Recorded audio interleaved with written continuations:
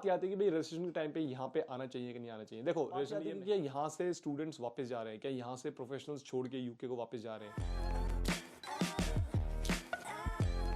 पता है आजकल एक टॉपिक जो बहुत ज़्यादा इंपॉर्टेंट है स्टूडेंट्स के लिए और प्रोफेशनल्स के लिए, वो है रिसेशन का। कि भाई बहुत सारे लोग हैं ना ये बात कर रहे हैं कि भैया यूके में तो रिसेशन चलने में लगा हुआ है, तो मतलब अगर हम वहाँ आते हैं तो हमारा तो नुकसान हो जाएगा, हम तो कुछ कर ही नहीं पाएंगे, तो क्या करें अब भैया, वहाँ पे आए कि ना आए।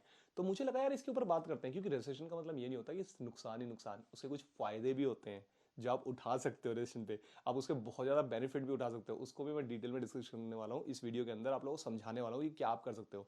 जो ऑलरेडी स्टूडेंट्स यहाँ पे हैं या जो स्टूडेंट्स आने वाले हैं, जो प्रोफेशनल्स यहाँ पे आने वाले हैं, तो कैसे वो इसको सही तरीके से यूज कर सकते हैं। तो मेक श्योर इस वीडियो का एंड तक जरूर देखना। तो वीडियो को शुरू करने से पहले मैं बता दूं, मेरा नाम है राजीव, मैं रहता हूँ यूके के अंदर, स्टूडेंट्स के लिए काफी सारी इन्फॉर्मेटिव वीडियोस बनाता हूँ। और मेरा मोटिव यही होता है transparent to the point information आप लोगों के साथ शेयर करना। तो सबसे पहले तो हम बात करते हैं कि इन्फ्लेशन, या इन्फ्लेशन नहीं, रेसेशन क्या होता है। देखो रेसेशन, अगर आपकी कंट्री की, किसी भी कंट्री की अगर जीडीपी बोलते हैं, ठीक है, अगर जीडीपी ऊपर की तरफ जा रही है तो इसका मतलब मस्त, कंट्री सही चल रही है, प्रोग्रेस कर रही है। अगर वही जीडीपी नीचे की तरफ जा रही है, अगर 1 महीने के लिए जाए, 2 महीने के लिए जाए कोई बात नहीं, 3 महीने के लिए जाए कोई बात नहीं, 4 महीने के लिए जाए कोई बात नहीं, लेकिन 2 क्वार्टर कंटिन्यूसली, 3 महीने प्लस 3 महीने, क्योंकि जीडीपी को मेजर जो करते हैं वो करते हैं हर क्वार्टर के हिसाब से, 3 महीने के हिसाब से। तो 6 महीने तक अगर आपकी जीडीपी डाउनफॉल की तरफ जा रही है तो कंट्री को घोषित कर जाता है भाई कंट्री का दिवालिया निकल गया, कि भाई रेसेशन में चली गया। अब रेसेशन में अगर कंट्री चली जाती है तो उसके नुकसान क्या होते हैं। नुकसान बहुत होते हैं कि आपकी कंट्री में महंगाई हो जाएगी, चीज़ें महंगी हो जाती हैं, आपका इन्फ्लेशन जो है वो बढ़ जाता है। अब यूके की गवर्नमेंट ने ये बोला था कि भाई इन्फ्लेशन जो है हमारा एंड ऑफ ईयर 2020 तक 10% के करीब पहुंच जाएगा, लेकिन अभी अगर आप देखो डॉक्यूमेंट्स या इनके आर्टिकल्स देखो तो 10 पॉइंट से ऊपर चला गया है, 10.7 कहीं पे ये एक्सपेक्टेड कर रहे हैं कि 11.5-12% तक पहुंच सकता है फर्स्ट क्वार्टर ऑफ 2023 में। तो मतलब रेसेशन का पूरा पूरा इफेक्ट आप देख सकते हो, इन्फ्लेशन बढ़ रही है। इन्फ्लेशन का मतलब क्या होता है कि भाई महंगाई बढ़ रही है। अब महंगाई के मामले में अगर आप यहाँ पे देखो क्या इफेक्ट होता है, अकोमोडेशन, रहने का जो आपका कमरा है या मकान है वो महंगे हो जाते हैं, खाने पीने की चीज़ें महंगी हो जाती हैं, ट्रांसपोर्टेशन महंगा हो जाता है, ठीक है। ये सारी चीज़ें जब महंगी होती हैं और आपकी जो सैलरी है वो उसके इक्विवेलेंट नहीं बढ़ रही है, तो डेफिनेटली आपकी लिविंग स्टैंडर्ड जो है उस पर भी इफेक्ट पड़ता है। अब बात ये आती है कि भाई स्टूडेंट्स के लिए स्पेसिफिकली मतलब कि क्या नुकसान हो सकता है। देखो पहले मैं बात करता हूं कि क्या नुकसान हो सकता है, ठीक है, उसके बाद बहुत सारे बेनिफिट भी होते हैं, वो भी हम बात करेंगे। तो सबसे पहले तो चीज़ ये होती है कि जो स्टूडेंट यहाँ पे पढ़ने के लिए आ रहे हैं, सिर्फ उनका मोटिव ये है कि यहाँ पे पढ़ने जाना है, ट्यूशन फीस उनको जो अगर पे करनी है,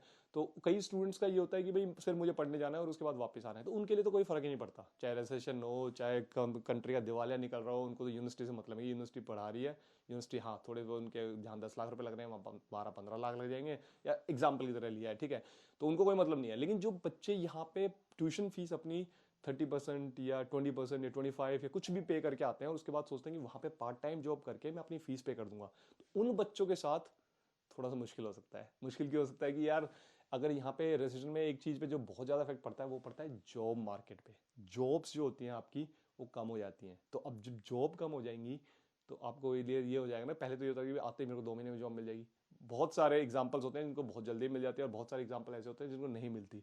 तो अगर आपको जॉब नहीं मिली तो आप वो अपनी ट्यूशन फीस नहीं पे करवाओगे, तो मेक श्योर अगर आप हो सकता है तो आप अपनी फीस पहले से ही पे करके आए, तो आपके दिमाग पे जो स्ट्रेस प्रेशर होगा ना वो प्रेशर बिल्डअप नहीं होगा, तो आप इजिली अपने यहाँ पे लाइफ जो है मतलब एक्सपीरियंस है वो अच्छी तरीके से ले सकते हो और प्लस जॉब भी ढूंढ सकते हो बिना स्ट्रेस के, बिना प्रेशर के कि भाई फीस भरनी है, फीस भरनी है। दूसरी चीज जो अफेक्ट करती है वो होती है कि भाई यहाँ का जॉब मार्केट। देखो जॉब मार्केट, अगर आप कहते हो कि कोई भी अगर कहता है कि यार जॉब मार्केट तो अफेक्ट नहीं करेगा, जॉब तो बहुत सारी अवेलेबल है, यार जॉब अवेलेबल है, लेकिन परसेंटेज में अगर आप जब देखते हो कितनी अवेलेबल पहले थी और कितनी अवेलेबल अब है, तो उसके हिसाब से जब आप देखते हो तो डेफिनेटली रिसेशन में नंबर ऑफ जॉब्स अवेलेबिलिटी जो है वो कम हो जाती है और बहुत सारे बिजनेसेस बंद भी होते हैं। फॉर एग्जाम्पल मैं आपको सिंपल सा एग्जांपल देता हूँ, गैस, अगर कोई इलेक्ट्रिसिटी का कह लो, इलेक्ट्रिसिटी यहाँ यूके में इतनी महंगी हो रखी है, आप लोगों को पता होगा। जो नॉर्मल कोई दुकान वाला है उसके पास पहले अगर उसके 3 फ्रिज थे और अगर उसके इलेक्ट्रिसिटी का बिल 500 पाउंड आता था, लेकिन अब उसका वही बिल 900 पाउंड, 850 पाउंड वो आता है। कितना बढ़ गया, कितना बढ़ गया। सेम वही चीज उसकी वाटर की कॉस्ट बढ़ गई, सेम उसकी और भी चीजों की कॉस्ट बढ़ गई होगी। तो हर चीज की जब वो कॉस्ट बढ़ जाती है तो क्या होगा, ऑब्वियसली वो भी महंगाई कर देगा। तो वो महंगाई कर, या तो फिर वो चला नहीं पाएगा अपना बिजनेस। अगर उसका बिजनेस इतना चल ही नहीं रहा तो उसकी दुकान बंद हो जाएगी। उसकी दुकान में 2-3 बंदे काम करते थे, उनकी जॉब चली जाएगी। तो उससे क्या होगा, वो जो 2-3 बंदे थे वो मार्केट के अंदर आ जाएंगे और फिर दोबारा से कंपटीशन के अंदर, मतलब अगर 100 बंदे पहले बिना जॉब के थे, वो 3 बंदे और आ गए, 103 बंदे हो गए बिना जॉब के, तो कंपटीशन बढ़ जाता है। तो दैट्स अ फैक्ट। अगर कोई कहता है कि ऐसा नहीं होता, so that person is lying to you, वो आपका बेवकूफ बना रहा है, ठीक है। तो ये फैक्ट है। लेकिन ऐसा नहीं है कि जॉब नहीं होती, जॉब होती है। थोड़ा सा क्या होता है कि छोटी जो कंपनीज होती हैं, छोटे बिजनेसेस होते हैं, वो बंद होने के कगार पे हो जाते हैं, तो उनके जो इंप्लॉइज होते हैं वो मार्केट में आ जाते हैं, वैसे कंपटीशन क्रिएट हो जाता है। अब जो सबसे बड़ा पॉइंट होता है कि भाई जो न्यूली ग्रेजुएट्स हैं, मतलब जिन्होंने अभी अभी अपनी डिग्री कंप्लीट किया है, डिग्री पास आउट करी है, तो उनके ऊपर क्या इफेक्ट पड़ेगा, क्या मतलब उन्हें मार्केट में फुल टाइम जॉब जो है उनके प्रोफेशन से रिलेटेड मिलेगी कि नहीं मिलेगी। To be honest, during recession it's little bit difficult. लेकिन ऐसा नहीं है कि अवेलेबिलिटी नहीं है, अवेलेबिलिटी है। वही अवेलेबिलिटी, अगर पहले 100 जॉब्स अवेलेबल थी तो अब माइट भी 80 जॉब्स अवेलेबल है। जॉब्स आर देयर, लेकिन वही है कि जो नंबर ऑफ वैकेंसीज हैं वो रिड्यूस हो जाते हैं, क्योंकि हर कंपनी चाहती है कि कट डाउन करना। वही जो मैंने पहले वाला एग्जांपल दिया था कि भाई इस दुकान में अगर उसकी इलेक्ट्रिसिटी का बिल इतना ज्यादा आ रहा है, तो पहले अगर उसके पास 3 इंप्लॉई थे तो बंद करने से भला क्या करेगा कि भाई 2 को निकाल देगा या 1 को निकाल देगा और बाकी 2 को रखेगा। तो क्या हो जाएगा, वो एक बंदा वहां पे कंपटीशन में चला जाएगा, फिर दोबारा से नंबर पूल में चला जाएगा, वो कंपटीशन बढ़ जाएगा। तो ये होता है रिसेशन के टाइम में। वही सेम चीज होती है अदर वे, जब आपकी कंट्री फ्लरिश कर रही होती है या बहुत ज्यादा बिजी होता है, तो क्या होता है कि वही बंदा, चाहे उसके इतना बिल आ रहा हो, ठीक है, बिल भी मान लो 500 पाउंड आ रहा है, रजिस्ट्रेशन के चक्कर में बिल भी नहीं बढ़ेगा उसका 900, लेकिन वो बिजी भी है, तो 500 पाउंड में उसके 3 बंदे काम करें, तो कहेगा यार मुझे 2 बंदे और चाहिए जो मेरे यहाँ पे काम करें और मेरा बिजनेस तो अच्छा चल रहा है। तो उससे क्या होगा, अपॉर्चुनिटीज ज्यादा क्रिएट होती है। तो यही सिंपल सा लॉजिक है, आप लोगों को शायद समझ में आ गया होगा। ठीक है, अब इसके बाद आती है बहुत सारे बेनिफिट्स क्या हो सकते हैं, मतलब रजिस्ट्रेशन पे। अब आपको लग रहा होगा यार भैया बेनिफिट्स तो कुछ ऐसे होते नहीं है। देखो बेनिफिट्स काफी होते हैं रजिस्ट्रेशन पे। एक तो सबसे बड़ा बेनिफिट ये होता है कि अगर आप मान लो अभी आप यहाँ पे आ रहे हो, या जो स्टूडेंट्स अभी पढ़ने में लगे हुए हैं और उनकी 1 साल के बाद डिग्री कंप्लीट होगी या जो होगी, तो उनके लिए तो एक वंडरफुल अपॉर्चुनिटी है ना, कि भाई जैसे ही ये रजिस्ट्रेशन ओवर होगा, क्योंकि रजिस्ट्रेशन जो रहता है वो 12 से 18 महीने रहता है। ये नहीं कि भाई पूरे साल 5 साल 10 साल रजिस्ट्रेशन रहेगा। 12 महीने रहता है, 18 महीने रहता है, 2 साल रह सकता है, 36 महीने रह सकता है। 2007 और 8 का जो रजिस्ट्रेशन आया था वो अराउंड 3 साल के करीब रहा था। ठीक है, तो इतने टाइम में क्या होगा, इस वाले का जो एक्सपेक्टेड है वो है कि 12 से 18 महीने रहेगा। तो 12 से 18 महीने में you can improve on your skills, अपने स्किल पे आप काम कर सकते हो। और स्किल पे जब काम करोगे तो क्या, कुछ भी टेक्निकल स्किल्स सीख सकते हो, सॉफ्ट स्किल्स सीख सकते हो, अपने जो भी सीवी वगैरह है उस पर काम कर सकते हो, जो भी आपने पढ़ा है उस पर बहुत अच्छे तरीके से काम कर सकते हो और एक्स्ट्रा स्किल्स सीख सकते हो। और जैसे ही रिसेशन ओवर होगा, मार्केट खुलेगा, अपॉर्चुनिटीज और ज़्यादा खुलेंगी, तब आप रेडी होके उस मार्केट में जंप इन करने के लिए रेडी होगे, वो जॉब्स अप्लाई करने के लिए रेडी होगे, वो जॉब्स लेने के लिए। तो वो एक वंडरफुल अपॉर्चुनिटी हो सकती है। जैसे कहते नहीं है कि भाई कोई कहता है कि यार हमें है ना, अब आर्मी जो है आपकी, कई लड़ाई होती है तब के लिए थोड़ी ना ट्रेन, कि भाई उस दिन ट्रेन करेंगे जिस दिन लड़ाई होगी, नहीं, वो ट्रेनिंग करती रहती है अपनी, और जिस दिन लड़ाई होगी वो ऑलरेडी ट्रेंड होते हैं। तो रेजिस्ट्रेशन का मतलब ये नहीं होता कि भाई यहाँ पे अपॉर्चुनिटीज खत्म हो गई है। ये है कि अपॉर्चुनिटीज कुछ टाइम के लिए थोड़ी दबकी है, उसके बाद जब ये खत्म होएगा तो डेफिनेटली उतनी ही ज्यादा नंबर में अपॉर्चुनिटीज वापस आने वाली है। तो बिग कॉर्पोरेट्स को वैसे भी, जो बड़ी बड़ी कंपनीज है, उनको इतना फर्क नहीं पड़ता, लेकिन कुछ सेक्टर्स को फर्क पड़ता है, कुछ को नहीं पड़ता।